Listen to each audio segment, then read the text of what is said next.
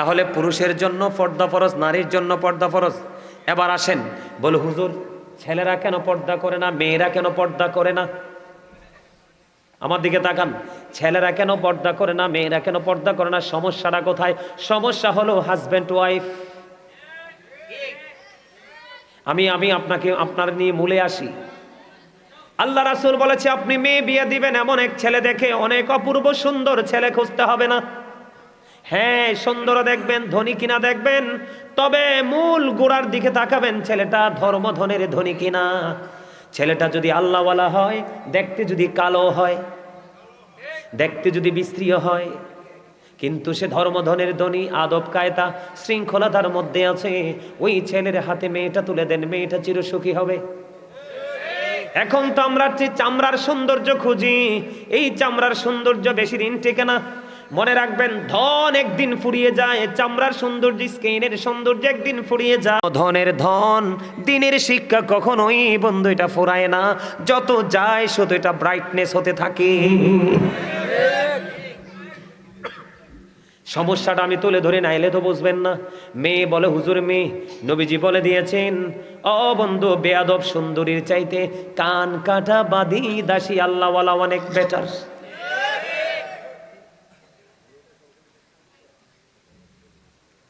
কে? কান কাটা বাঁধি দাসী, ঠিক কিনা বলেন? মেয়েদের দিকে তাকাবেন বন্ধু, অনেক বেশি সুন্দরী, অনেক বেশি ধনীর বেটি, কিন্তু আল্লাহওয়ালা না। আপনি অনেক ধনী হোক, অনেক সুন্দরী হোক, যদি আল্লাহওয়ালা না হয়, আপনি এটাকে বউ করে ঘরে আনিয়েন না। যদি বউ করে ঘরে আনেন, তাহলে এইটা এনে বন্ধু, ওই তেঁতুল গাছ লাগাইলে যেমনি তেঁতুল ধরে, এইটা আসলে আপনার ঘরে তেঁতুলের মতোই বাচ্চা আসবে, এটা কথা শুনবে না। কথা কন না কেন? এটা আপনাকে আমাকে বুঝে নিতে হবে।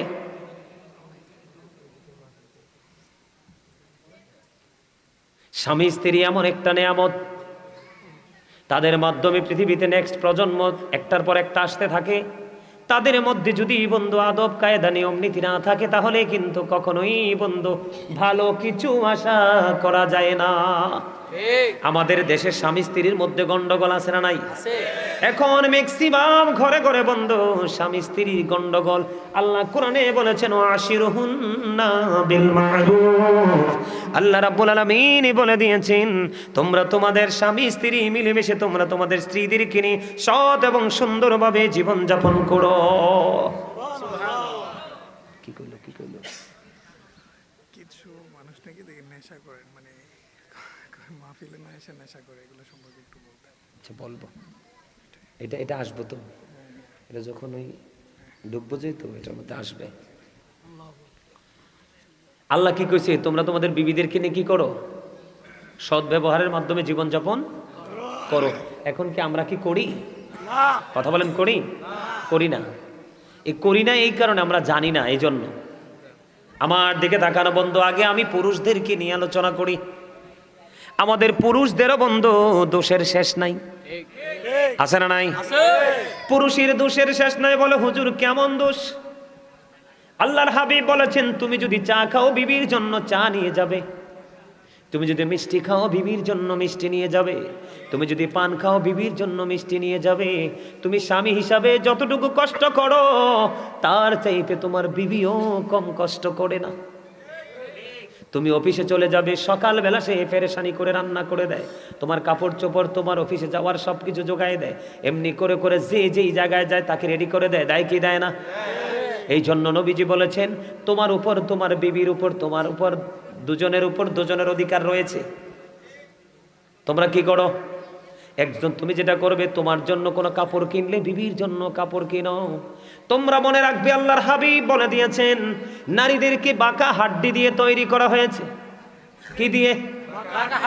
পাঁজরের বাঁকা হাড্ডি দিয়ে নারীদেরকে তৈরি করা হয়েছে। নারীদের চিন্তা বাঁকা বাঁকা। আল্লাহর হাবিব বলে দিয়েছেন, বউ যদি 100টা ভুল করে, কয়টা?